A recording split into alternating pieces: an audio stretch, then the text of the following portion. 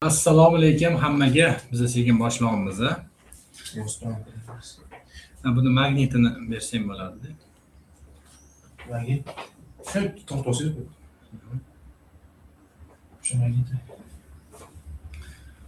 Charchamayapsizlarmi, tuzumsizlar, do'stlar? Uzoq kutgan odamlar bor edi. Tabriklayman, niyatingizga yetdinglar.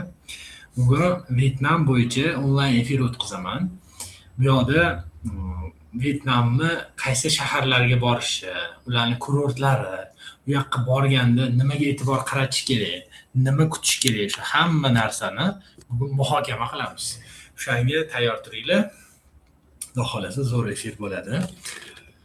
Bir necha kun shuni oldidan shu qilaman deb efirni rosa tayyorlandim. Kundan kunga kuchayib boramiz. Tabriklayman. Birinchisi, Vyetnamda nima ko'ramiz? Eng asosiysi bu hamisha bahor degan o'zbeklar so'zi bor, hamisha yoz. Hamisha yoz. Bundan tashqari megapolis, katta shu shahar,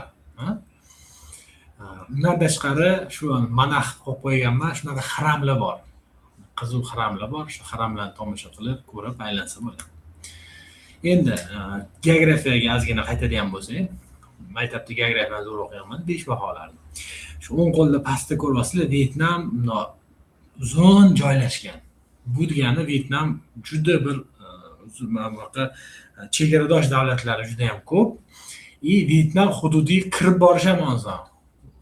Agar qanaqadir qo'shni mamlakatlar bilan ziddiyatli bo'ladigan bo'lsa ham oson. Vyetnamni hamma bosib olgan. Oldida Kambodja ham bosib olgan, Yaponlar ham bir paytlar bosib olgan, Xitoyliklar bosib olgan, fransuzlar kirib kelgan. Xullas, kim zerikkan bo'lsa, hamma Vyetnamga hujum qilgan, chunki yonmachasi katta deysanlar. Yonmachasi juda ham katta bo'lgancha, kirib keladigan chegaralar ham ko'p. Uni bir himoyalovchi bir tog'-bog'lari ham yo'q-da. Shuning juda oson. Juda qiziq bir tarixiy fakt deb beraman. Vyetnamda juda ham ko'p urushlar bo'lgan, erkaklar o'lib ketgan. Shundan keyin Vyetnamda eng taniqli bir general inson bo'lgan. U mana bizda ham eng taniqli general Almatov bo'lsalar, u yoqda ham boshqa bir taniqli o'sha paytda 100 yil oldingi gapni gapiraman endi. O'sha paytdagi taniqli general bo'lgan. Shu generalni hibsga olishgan. Undan keyin mamlakatda erkaklar qolmagan. Keyin oxiri shu generallik qizi boshchiligida ayollar pozbonlik xizmati gvardiyasi tuzilgan. U yoqda baquvvat ayollar, 3 ta opa-singil bo'lgan, generallar qizlari o'shalar oldiga yana xuddi shunaqa baquvvat ayollarni terib, bosqinchi yaponlarni urib yengishib chiqazib yuborishgan. Shunaqa qiziq holat bo'lgan. Borganlarda aytib beradi gidlar. Urib borib chiqazib yuborishgan. Keyin oxiri yaponlar hiyla ishlatishgan. Vyetnam xalqi juda ham ayollari endi uyatchan bo'lganda endi. Yapon jangchilari Vyetnam ayollariga qarshi kiyimsiz yalang'och ular bilan urushib, ayollar urusha olmasdan ko'zini bekitib yerga qarab, oxirida yutqizib qo'yib hibsga olishib, o'shan ayollar kommunasi shunaqa yutqizgan. Mana shu birinchi feminizmni eng birinchisi shu bo'lsa kerak. Shu qiziq ish bo'lgan. Davom etamiz. Birinchi bo'lib bizga hammaga taniqli Nyachang shahri haqida gaplashamiz. Nyachang bu tushunishlik uchun uzun qirg'oq bo'yiga qurilgan shahar. U yoqda katta bildinglar bor. 40, 50, 60 etajli bildinglar. 3 yulduzli, 4 yulduzli, 5 yulduzli mehmonxona ko'pchilik o'sha yerda joylashadi. Yo'ldan o'tgandan keyin shunda plyaj juda ham qulay. Shu gostinitsalarning tagida shu mana plyaj bo'yida kafe, restoranlar, nima qiziq bo'lsa, shopping, boshqa mall, hamma narsa bor. Juda ham qulay shahar va juda ham arzon. Endi Nyachangga ko'pchilik biladi, birinchi reyslar shu yoqqa bo'lgan, borganlar ham bor. Mana birinchi bo'lib Nyachangga borgan oilaviy maza qilib kelganmiz. Er-xotin, qizim. O'shanga sizlarga maslahat beraman. Oilaviy dam olishga ham vaqti dahshat. Ekskursiyalar haqida ham aytib o'taman, vaqti maza qilasizlar. Endi Nyachangga eng yaqin joy yana Kamran degan kurort ham bor. U haqida ham to'xtalib o'tamiz va Nyachangga eng yaqin qizu bolalar bilan boradigan joy yoki o'zinglar borib maza qilib aylanib kelsanglar, parklarni yaxshi ko'rsanglar, Imperial parki bor, вообще dahshat, o'stirib qilib qilingan. Nyanchanga shu portidan yoki kemada suzib o'tasiz yoki tepada osmonda uchib o'tasiz deydi-yu, qanaqa uchib o'tasiz? Kanatli daraga orqali. Aytganimdek, Kamran bu spokойный, hammasi ichida Antaliya bob yoki Sharm el Sheyx bob joyda. Bu Kamran xuddi shunaqa joy, Vyetnam shunaqa joy. Agar sizga shu Sharm el Sheyx bilan Antaliya yoqsa, unda mana shu Kamranga boring, shu yerda turklarga assincha qilib 5 yillik mehmonxonani tiqib tashlagan, все включено, all inclusive ishlaydi, maza qilasizlar. Primerda mana mehmonxonasini bitta mehmonxona olib qo'yganman. Ko'rishingiz mumkin. Вообще Instagramni bombalatib yuboradigan, boplaydigan lokatsiyada joylashgan, вообще zo'r. Kamranda ham zo'r gostinitsa, Lugano degan yaqinda qurilgan, o'zimizning o'zbeklar quribdi. Turklar bilan hamkorlikda, все включено, вообще zo'r. Bir kishiga atigi $1200 chiqyapti. Uning ichiga yashash ham bor, uchib borishingiz ham bor, ovqatlanish ham bor. Shu transport hamma narsa borda. Xullas sizni kutib olishadi. Shohona borib dam olib kelasiz. Shu men o'zim birinchi esimda все включено dam olganimda patologlarim sinib ketgan. Sizlarning ham patologlar sinib ketadi. Keyingi shahrimiz bu Nyanchang shahri. Nyanchang shahrida shu boya yetib o'tganimdek, mana shu uchib o'tadigan cable car mana shu bo'ladi. Shu cable car orqali Imperial parkiga borib dam olsangiz bo'ladi. Imperial parki to'rtga bo'lingan, akva parki bor, Luna parki bor, keyin zooparki bor, отдельно, keyin yana bitta развлекательный zonasi bor, akvariumi. Aytgancha mana to'rtga bo'lingan. Вообще dahshat. Endi menimcha bir kun vaqt yetmasa kerak, kamida 2 kunga borishingiz kerak. Kirish taxminan $30, $40 atrofida turadi. Kishi boshiga kursga qarab o'zgarib turadi. Lekin har doim VIP biletini olishinglarni, fast tracklarni o'chirib kutmaydiganini olishinglarni tavsiya qilaman. Nyanchang o'zi qanaqa joy? Boya yetganimda sohil bo'yi oldida mana buna binolar qurilgan, yo'lni bu yoqqa yetadi, shundoq mana shunaqa plyaj bor, chiroyli dam oladigan. Va shu zo'r atmosfera,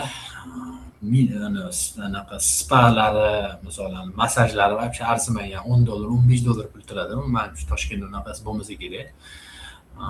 Foot masaji ham bor, bosh masaji ham bor, yelka ham, hamma xilma-xili bor. Xullas maza qiladi. Ayollar, erkaklar, kiradigan joylari bor.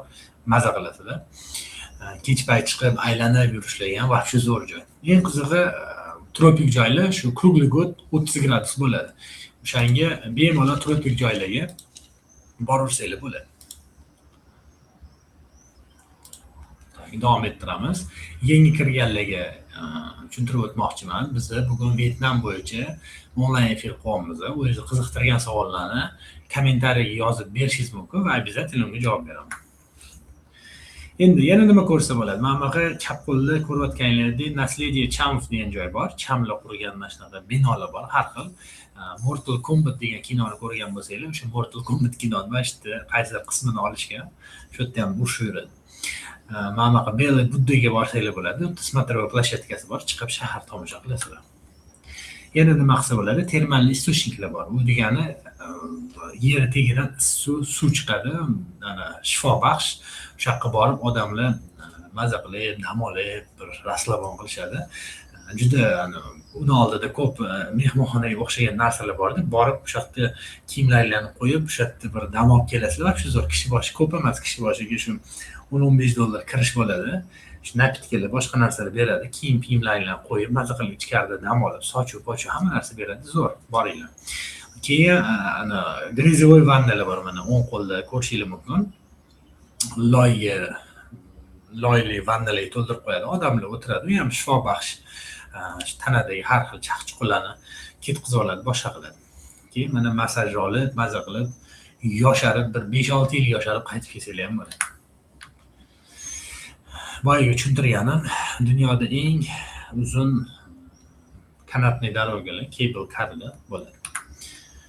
Endi u yerda nima ko'rasizlar? Mana aytganimdek akvapark bor, maza qilib aylanasizlar. Undan tashqari mana okeanarium bor, zooparki bor, zooparkga kontaktni borib ovqat-poqat bersanglar bo'ladi. Zooparki va shu dahshat, uncha zooparklarga lekin dam berib qo'yadi, aytib qo'yib, вообще zo'r.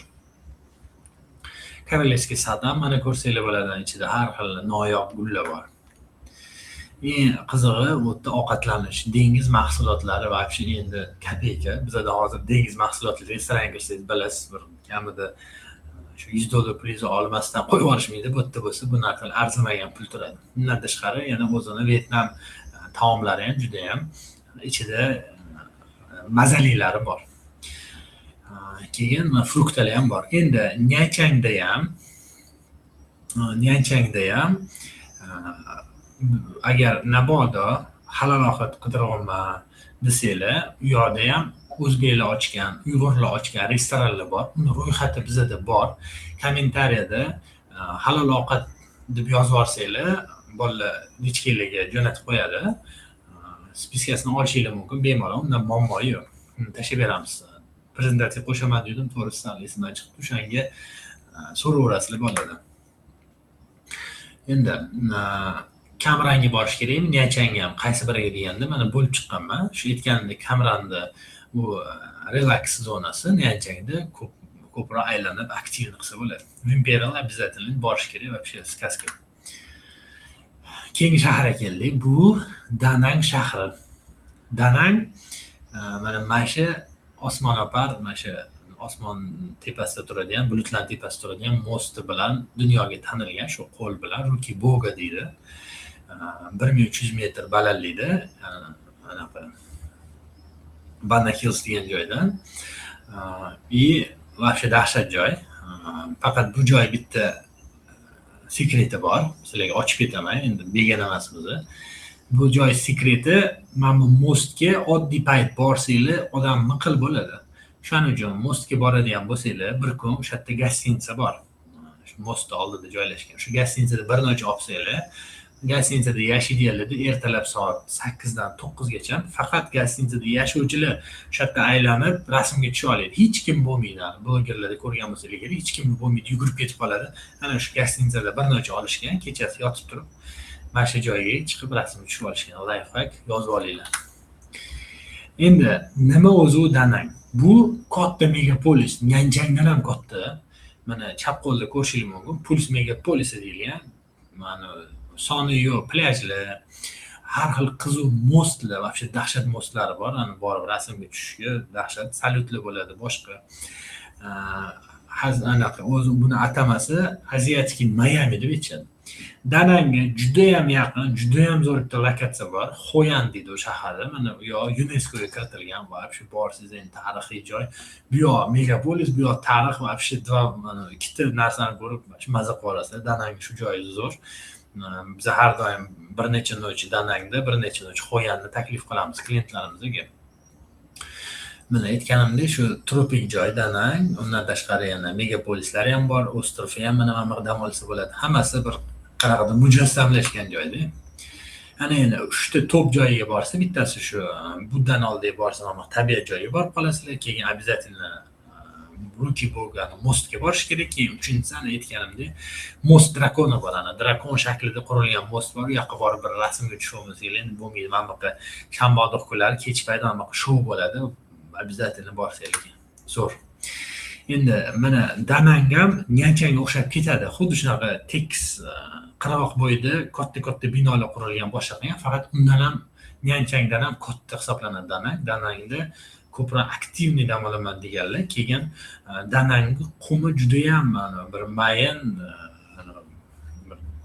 yaltirab turadigan tillarang va qumi ham neobычный Danangda. Xoyan haqida aytdim. Xoyanga borsanglar, xuddi nechidir yil orqaga qaytib qolgandek bo'lasizlar. Вообще tarixiy joy, borib tomosha qilishga вообще zo'r. Обязательно Xoyanda ham bir noch, ikki noch yashab, u yoqni vibe'ini his qilishinglarni men tavsiya qilaman sizlarga. Mana aytganimdek, mana chiroyli joylar bor. Xoyanda shunaqa shulk deyiladi. Shulk materiallar bor. Shulk materiallardan har xil ko'ylaklar, kostyumlar, boshqalar tikiladi. Undan keyin har xil butik kafelar va вообще ko'p. Endi uni borib tomosha qilish kerak, maza qilasiz. Endi Xoyanda ham Garatskoy, ham dengiz bo'yida dam olsanglar bo'ladi. Ikki xil variant bor. Shuni ikki xil variantini olsa bo'ladi. Ko'rsanglar chap qo'ldagi mana bunaqa kichkina butik otellar o'zini milliy stilda qilingan otellar menga juda ham yoqadi. O'shanga maslahat beraman juda ham.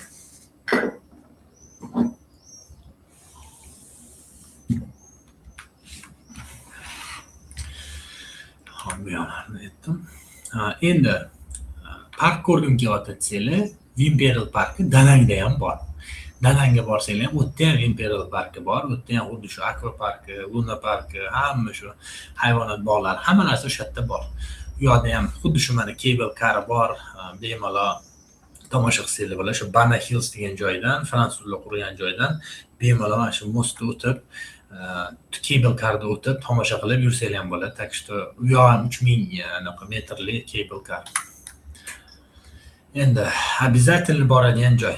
Kanatniy doroga Bana Hill shu aytganda kanatniy darogaga borasizlar, 3000 metrlik, keyin Zolotoy mostga borasizlar, Ruki Bogoga, keyin fransuzskiy деревня degan joy bor. Shu yevropeyskiy qasrlar qurilgan joy, keyin borib gul bog'iga borib ham tomosha qilsanglar, maza qilasizlar. Shu emotsiyani olasizlar. Endi Imperialga boya aytganimdek, обязательно fast track оформить qilinglar. Buni bizning menejerlarimiz qilib bera oladi. Agar turib qo'ygan bo'lsanglar ham kommentariyada fast track so'zini qoldirsanglar, sizlarga aloqaga chiqib fast track biletlarni olib berishadi. Chunki u yerda turadigan bo'lsanglar, Imperial parkda umringiz o'tib ketadi. Undan tashqari lichniy shu transfer ham qilib beramiz, individualniy qilib sizlar uchun VIP har xil servislar ham qilib beramiz. Mehmonxonalarni ham privatniy mehmonxonalar bor. Shu privatniy mehmonxonalar bilan shartnomalarimiz bor. Shunga bemalol murojaat qilasizlar. Ovqat shu aytganimdek, shu dahshat. Vyetnam kofe bo'yicha ikkinchi o'rinda turadi. Ikkinchi o'rindagi eksportyor. U yoqda kofe ichish odati, madaniyati juda ham rivojlangan. Kofesi ham вообще необычный. Ichib ko'rsanglar boshqacha kofe. O'shanga maslahat beraman tatib ko'rishga. Keyin shu morskoy kuxnya menga juda ham yoqadi. Shunga har qanaqada qo'yib ketaman. Endi mana marshrut qilib berdik sizlar uchun, oson bo'lishi uchun 3 noch Danangda yashash, keyin 4-kun Imperial parkiga borib aylanish, 5-7 kuni romantichniy Xoyanga borib maza qilib aylanib keladigan mana shunaqa marshrut biz tavsiya qilamiz. Shuni обязательно boradigan bo'lsangiz, shunaqa qilib tuzsanglar, вообще zo'r o'tadi. Boshida aktivni, keyin o'sha sekinlashib boriladi. Keyingi ostrovga keldim. Bu Fukok. Fukok oroli mana Antaliyada zo'r 5 yulduzli qimmat gostinitsa dam olib yuradigan klientlarimiz Fukokka borib maza qilib kelishyapti. Antaliya o'rniga Fukokka borsam bo'lar ekan deb aytishyapti. O'shanga mana Fukok вообще zo'r. Birinchidan tabiati. Chunki Fukokka sezoni qishda. Shuning uchun Vyetnam yil 12 oy sezon, faqat kurortlar o'zgaryapti. Nyanchang bilan Kamran, keyin Danang, keyin Fukok o'zgarib boradi. Danang bilan Nyanchang 9 oy bo'lsa sezoni, Fukok sezoni 3 oy. Fukok shunaqa zo'r joy joylashganki, u yoqga dayverlar borib, shu dayving qilib har xil balolarni, korallarni tomosha qiladi. Juda ham zo'r. Keyin Fukokka asosiy investorlar fransuzlar, shuning uchun fransuzlar o'zini estetikasi bilan, binolari bilan, dizayni bilan dunyoga tanilgan xalq hisoblanadi. Parijga yaqinda borib keldim, вообще jin bo'lib qoldim. Вообще zo'r joyda. Necha marta borsam har gal shunaqa ощущениyalar.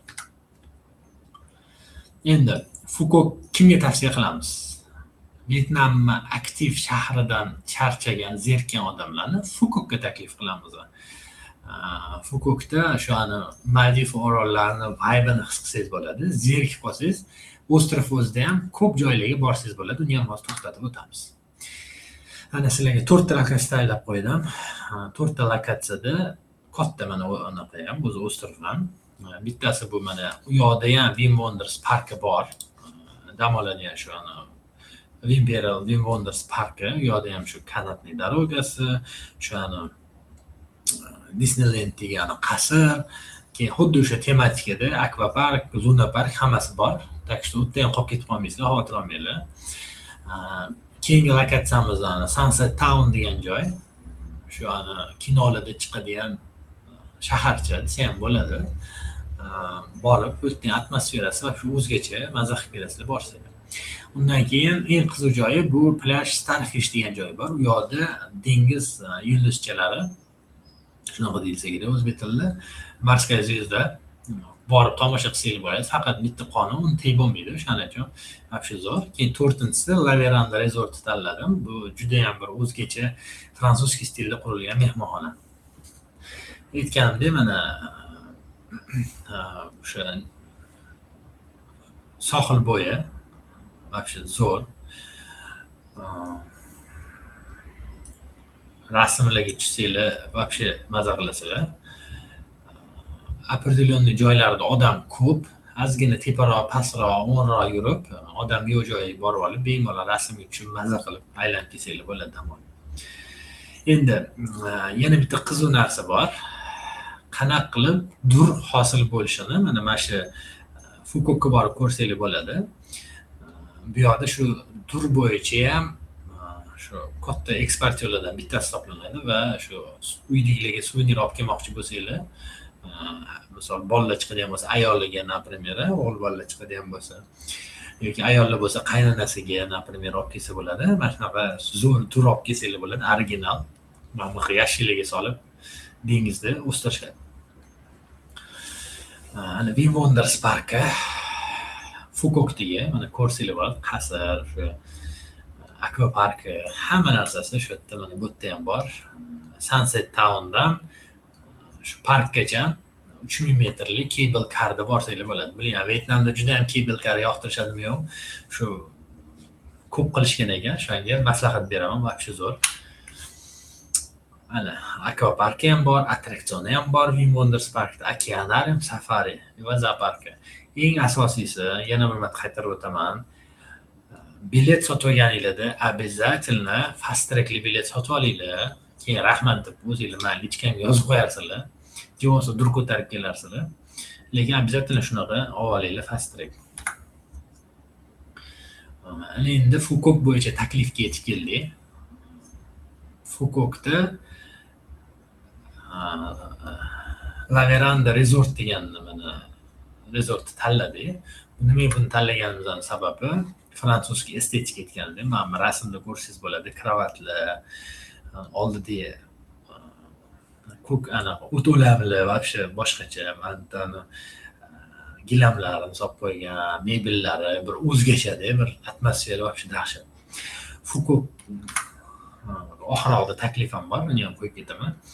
Endi haqiqiy Instagramda maza qilib rasm tushirgan joy. Mana bunaqa fruktlarni terib qo'yib, tarelkalarga solib rasmga tushsanglar bo'ladi. Mana Infinity basseyn qilsa bo'ladi, как будто basseyn dengizga ulanib ketgan shunaqa kadrlar olsa bo'ladi. Keyin binoni oldida rasm tushsanglar, bir Parijda tushgandek tushasizlar, mana shunaqa joy ham bor.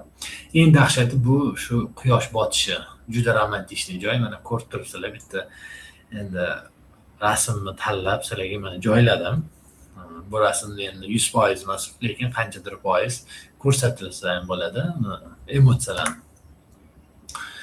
Endi nima qilsa bo'ladi? Shu ertalabdan maza qilib, gostinitsada dam olasizlar. Keyin уже cable carga o'tdan Sunset Townga borib aylanib, cable carda maza qilib Wim Wonders parkiga borasizlar. Kech payt bo'lsa, baliqchilar bor, kalmar ushlaydi ham, shularni kemasiga o'tirib olib, birga baliq ushlasanglar ham bo'ladi. Shu qizig'i ham qilib qo'yinglar. Endi mana matrica qilib qo'ydim. Tanlash bo'yicha aktiv bo'yicha Nyanchang birinchi o'rinda, Danang ikkinchi o'rinda, Fukok uchinchi o'rinda. Bo'lib, passivniroq Fukok baribirga. Byudjet bo'yicha Nyanchang eng arzoni, Danang o'rtacha, Fukok qimmatroq hisoblanadi. Chunki mana Nyanchangga tur paketlar hozir mana $600 bor, Danangga ham примерно shu 650-700 dollarga, Fukok bo'lsa oktyabr oyidan boshlanadi. Eng arzon gostitsasi $1000 boshlanadi. Farqi bor. Endi plyaj prirodani solishtirganimizda Nyanchang 2 baho bo'lsa, Danang 3 baho bo'lsa, Fukok 4 dahshatga o'tdi. Bu shunaqa baholab chiqqanmiz. Endi ovqatlarga kelsak bo'ladi. Menga yoqadigan eng ovqatlardan bittasi bu fobo yoqadi juda ham. Mana banh mi degan ovqati bor. Mana bunaqa sendvich bizga yaqin. Keyin grilli juda ham yaxshi ko'raman. Mana shu именно morskoy kokteyl qilib menga shuni grill qilib bergan. Fruktlarni gapirmasa bo'ladi. Suv tegan hamma narsa, mangolar, kokosdan so'klari, marakuyalar вообще arzon, maza qilib kelasizlar agar yoqsa sizlarga. Kofe haqida aytib ketdim, 2-o'rinda turadi. Juda ham ularni kafeynasida juda ham zo'r kofelarni damlash turlari bor. Ular sgushenniy молоко bilan kofeni qo'shadi. Вообще dahshat maza. Обязательно borsanglar shu sgushenniy молокoli kofe tatib ko'rishinglarni maslahat beraman. Kokosli kofelari ham bor, unga вообще zo'r. Endi mana rasm e'tibor berishingizni so'rayman. Juda ham buni qidirib topgan rasmim. Vyetnamda rosa ko'p mototsiklchilar yuradi. Yoqdan bu yoqqa yuradi, yoqdan bu yoqqa yuradi mototsiklchilar. Endi to'xtamaydi u. Yo'ldan o'taman desangiz, birinchi kelgan odam qo'rqadi o'tishga, qachon tugarkan deydi, bir svetofor tayinli ishlamaydi, bir xil joylarda yo'q, например. Shu nima bo'lar ekan deb odam cho'chiydi. Lekin Vyetnamda juda ham qiziq. Mana siz yo'lingizda просто oldinga qarab yurib ketaverasiz. Mototsiklchilar o'zi sizni aylanib o'tib ketadi. Eng asosiysi to'xtab qolishingiz kerak emas. Reski qanaqadir движение qilish kerak. To'g'ri ketyapsizmi? Bo'ldi. Xuddi siz tosh kabi suvni mana qara qilib mana kesib o'tib ketasiz. Xuddi shunaqa yo'lni kesib o'tib ketib qolasiz. Shunaqa qiziq bir holati bor. Bir borganni sinab ko'ringlar, agar ichingizda adrenalinga boy insonlar bo'lsa, shuna tikka qaramasdan to'g'ri o'tib ketasizlar. O'zi mototsikllarni kinolardagi oldinglardan hammasi o'tib ketaveradi. Sizlarga tegmaydi. Juda ham qiziq, ko'ringlar. Endi o'zi Vyetnamda hayot qanaqa? Vyetnamda juda ham vaqtli turishadi. Ular ham xuddi bomdod mahal bizga o'xshab turadi. Shu paytdan ishlarini bajaradi. Keyin Vyetnamda matriarxat, erkaklar uyda o'tiradi, ayollar ishlaydi. Shunaqa. Ertalab 5 dan borib chiqib olib, shu azondan 5-4 har xil azondan chiqib olib, odamlarni badan tarbiya bilan shug'ullanadi, zaryadka qiladi, plyajda cho'miladi, boshqa qiladi. O'shaning uchun местныйlarni ko'rib juda ham kam ko'rasizlar, chunki ular vaqtli ertalab chiqadi, keyin kech payt chiqadi. O'shanga ularni kam ko'rishingiz mumkin. Keyin qiziq joyi ularda siesta degan narsa bor. Obeddan keyin bitta uxlab olishadi, ispallaga o'xshab. O'sha maza. Birdan 3gacha ko'p joylar ishlamaydi. Ko'p joylar deganda mana shu qanaqadir magazin bo'lishi mumkin, boshqa narsalarni obedda ular bitta uxlab olishadi, keyin o'sha ishni davom ettirishadi. Kech paytdan shu bodri yuradi o'sha. Endi u yoqdagi pul masalasi, nimalar qilib olish kerak, life hacklarni ham qo'yib ketganman. Eng asosiysi o'tda Grab degan приложение juda ham zo'r ishlaydi. Agar o'tbetga bormoqchi bo'lsangiz, xuddi Yandexga o'xshab, Grab degan приложение chaqirasiz, bemalol xohlagan manzilingizga yetib borasiz. Keyin Vyetnamda asosan naqd pul, u yoqda ko'p joyda terminal bo'lmasligi mumkin. O'shaning uchun обязательно o'zingizlar bilan dollar olsanglar, bemalol maydalaysizlar. Kursi ham вообще qiziq. Ularni bizani $100 $1,200,000 bo'lsa, ularning $100 $2,400,000. Qizig'i. U degani, agar u yoqda Vyetnamskiy shu dongda, например, 100,000 deb yozib qo'ygan bo'lsa, bu bizani pulda 50,000 so'm bo'ladi. Juda ham oson hisoblash. 2 ga bo'laversa, narx kelib chiqaveradi. 10,000 deb yozilgan bo'lsa, 5,000 bo'ladi, например. Mana shunaqa qiziq. Keyin обязательно hujjatlaringlarni, qimmatbaho narsalarni, taqinchoq, balobatlarlarni hammasini seyfga qo'yib ketishinglarni so'rayman. Zagram pasportlarini boshqa oldinglarda ko'tarib yurmanglar. Endi unaqa boy davlat bo'lmagandan keyin qanaqadir deyli bizada ham bor, har xil kesib ketgan narsalarni o'g'irlab ketadigan, sumkalarni kesib ketadiganlar bor, например. Oldin ipodrom gullagan paytda sumkalarni kesib ketishardi. Shunga o'xshab ilib ketishi mumkin, o'g'irlatib qo'yishlari mumkin narsalarni. O'shaning uchun tinchgina seyfga qo'yib qo'yganingiz yaxshi. Hamma narsalar birga yo'qolmaydi. Yo'qoladigan bo'lsa ham, lekin men bordim, bitta narsa ham yo'qolmadi. Endi har ehtimolga qarshi. Undan tashqari nimalar ko'rsak bo'ladi? Dalat degan joy bor. Juda ham vaqti zo'r, hamisha bahor deb aytiladi. Mana Dalat hamisha bahor degan so'z menimcha o'sha yerdan kelgan bo'lsa kerak. Bu yerda fransuzlar bosib olgan payt o'ziga shu zo'r sharoit qilib qurib olgan va hamisha chiroyli joy. Borsanglar maza qilasizlar. Undan keyin Halong degan joy bor. 1600 ta Tailandga borgan odamlar biladi. Suvdan tog' chiqib turadi. Xuddi shunaqa Halongda ham 1600 ta shunaqa tog'i bor. Undan tashqari dunyoga tanilgan, dunyodagi eng katta peshera joylashgan. G'or. Dunyoda eng katta g'or Vyetnamda joylashgan. U g'or ichida o'zining ekosistemasi, o'zining hayvonlari, o'zining shu yerda o'sadigan o'simliklari, shu hamma narsasi o'zinikida, xullas, boshqaniki emas. O'shanga vaqti qiziq, u pesheraga odamlar atidan borishadi. Men esimda Tailandga uchganimda bitta yaxtada yashaganman. O'sha yaxtada yashashdan maqsad diving qilish edi. U yerda butun dunyodan diverlar kelib, yaxtada yig'ilgan. O'shanda bitta amerikanец diver kelib, "Sen qayerdan kelyapsan?" desam, u aytganki, "Men degan shu Shondong degan pesheradan kelyapman, g'ordan kelyapman, Vyetnamdan" degan. "Voy, nima qilyapti?" desam, "Bir hafta yashadim" degan. "Nima bo'ldi, nima qilding?" aytib ber dedim. Xullas, u bir haftalik turibdi, $10,000 ga Amerikadan turib, ichida shu gostinitsa, hammaning uchib borishlari bor. Men Toshkentdan borsa arzonroq bo'ladi bu narsa. U yerda instruktorlar sizlar bilan birga borar ekan, g'orni bir chekkasidan kirib, ikkinchi chekkasidan chiqib ketadi. Shu kamida 5 kun vaqt kerak bo'lar ekan unga. O'sha yerda yotib qolar ekan, boshqa qilar ekan, sizni ko'tarib tepaga tushiradi, o'zini Vyetnamlikni o'zi hamma narsani qilar ekan. Xullas, polni servisida 10,000 to'ladim, maza qildim dedi. Xullas, g'orni tomosha qilib keldim dedi. Dahshat. Mana Mr. Beast'da ham mana shu g'orda olgan videosi bor. Qiziqarli ko'ring. Shu aytgan 1600 ta o'stirib mana qo'yim keldi, shuni bir ko'ringlar, bir maza qilinglar. Mo'jiza-da, dengizdan chiqib kelishni tog'larni, picha chiroyli-da.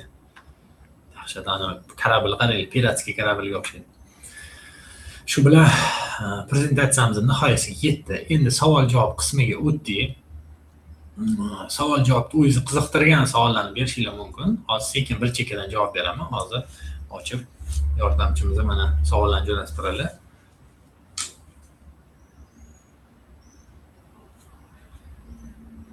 Bir chekkadan boshlaymiz. Birinchi savol shu akula niki bilan yozibdilar. Vyetnamga yosh oila uchun qaysi shahri qulayroq? Yosh bolalar bilan ham borsa bo'ladimi? Va bolalar uchun qanaqa otel tanlagan yaxshi? Vyetnam o'zi umumiy oilaviy dam olishga zo'r joy. Sababi u yerda oilaviy dam olishga sharoit qilingan. Xavfsiz, ovqatlanishda vыбор katta, misol o'zbek kuxnyalari ham bor. Undan tashqari insonning o'ziga ham bog'liq, nima xohlayotganligiga qarab. 1, 2, 3 o'rin deydigan bo'lsak, birinchi o'rinda Phuket, ikkinchi o'rinda Cam Ranh, uchinchi o'rinda Nha Trang, 4-o'rinda Da Nangga qo'yardim. Shunaqa ketma-ketlikda qo'yardim. Lekin hammasida oilaviy borib dam olsa bo'ladi, maza qilsa bo'ladi. Sababi Wim Wonders parki bor, sababi plyaj bir qadam. Endi ketma-ketlikda sharoit nuqtai nazaridan shunaqa qilsa bo'ladi. Qanaqa passivniydan aktivlashib ketdik-da, o'shaning uchun shunaqa tanladim. Bemalol bolalar bilan borsangiz bo'ladi, hammasi joyida. Aktiv dam olishni yaxshi ko'radiganlar, o'zi tushib, o'zi ishini bitirib bemalol yuradiganlar uchun gostinitsa 3 yulduz ham, 4 yulduz ham oddiy shaharda joylashgan gostinitsani tavsiya qilamiz. Agar yo'may, komfort bo'lsa, все включено bo'lsa, Cam Ranh kurortidan olganinglarni tavsiya qilamiz. Keyingisi Mansur Musayev degan odam savol beribdi. Halol ovqatlar haqida ma'lumot bering. Qanchalik topish oson? Halol ovqatni topish juda ham oson. Shu aytganimdek, bizning menejerlarimizda Fukokda ham, Danangda ham, keyin Kamranda o'zi o'shalarni suv включini o'zi turklar ochgan halol ko'p gostinitsalari. Keyin Nyanchangda ham o'zbek taomlari pishiradigan joylar bor. Uni ro'yxatini ham biz beramiz. Просто kommentariyada Telegramda yozsangiz bo'ladi, Instagramda yozsangiz, biz aloqaga chiqib, shaxsiy xabarga yozsangizmi, aloqaga chiqib sizga jo'natib qo'yishimiz mumkin. Bundan muammo yo'q. Undan tashqari anaqada Fukokda halol konseptida ishlaydigan o'zbeklar uchun mehmonxonalar bor, Nyanchangda ham bu bor. Danangda ham tashkil qilindi, uni ham biz qilib berishimiz mumkin. O'shanga bemalol murojaat qilaverasiz. Keyingi savolga o'tamiz. Assalomu alaykum. Nyanchangda yilning qaysi faslida borish eng yaxshisi? Umidaxondan savol kelibdi.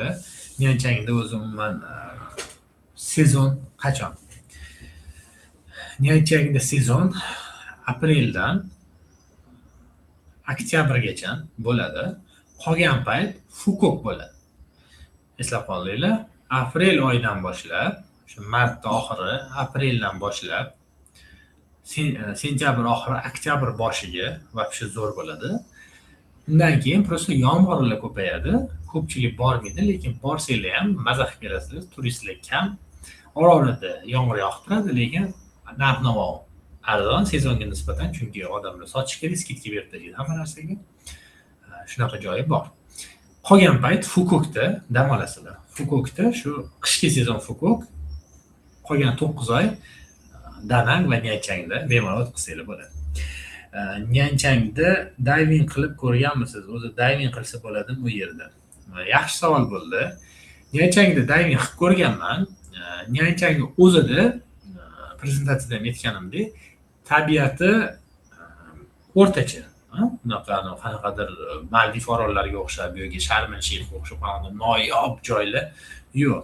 Dunyoda o'zi eng zo'r diving uchun joy, sharoit o'zi Sharm-el-Sheyxda. Nyanchangda bo'lsa diving qilganman. Sharoit bor, narxi ham qimmat emas. Просто divingga sifati unaqa Sharm-el-Sheyxchalik emas. Sifati deganda, balularni xilma-xilligi, kanallarni rang-barangligi unchalik emas. Unaqa katta kutuv qilmasdan, просто diving qilsanglar muammo yo'q, bemalol qilaverasizlar. Shunaqa. Diving Fukokda dahshat, chunki Fukokda shu kanallar ham bor, zo'r hayvonlar bor, boshqa tomosha qilsanglar bo'ladi, jonzotlar. Bo'ldi. Savollar tugabdi. Endi Instagramga tekshirib ko'raman kommentariyani. Agar u yoqda savollar bo'lsa,